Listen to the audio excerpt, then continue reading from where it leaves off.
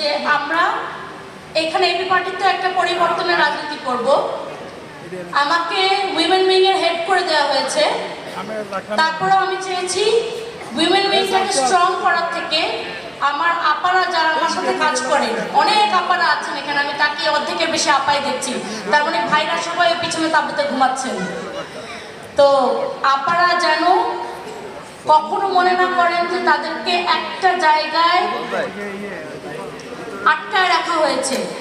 তারা কেন্দ্রে কাজ করবে, তারা ঢাকা উত্তরে কাজ করবে, ঢাকা দক্ষিণে কাজ করবে, বিভিন্ন জেলা উপজেলার সেন্ট্রাল কমিটিতে কাজ করবে।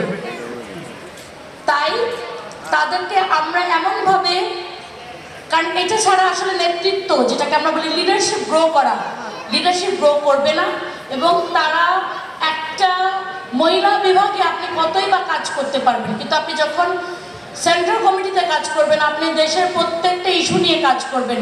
এভাবেই নেতৃত্ব শিখে এবং মানুষের নেতৃত্ব বিকশিত হয়, মানুষ বড় নেতা হয়ে ওঠে অথবা নেত্রী হয়ে ওঠে।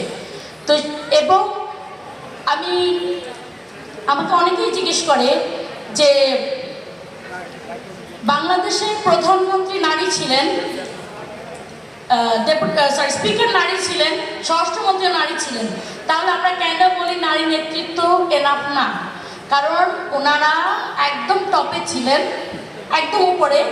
তার উপর আরেকটা কারণ ছিল, ওনারা যেখানে গিয়েছেন সেখান থেকে ওনারা কিন্তু একদম নিচের থেকে নেতৃত্ব শেখে ওখানে যান নাই, তাদের পারিবারিক কারণে ওই জায়গায় গিয়েছিলেন।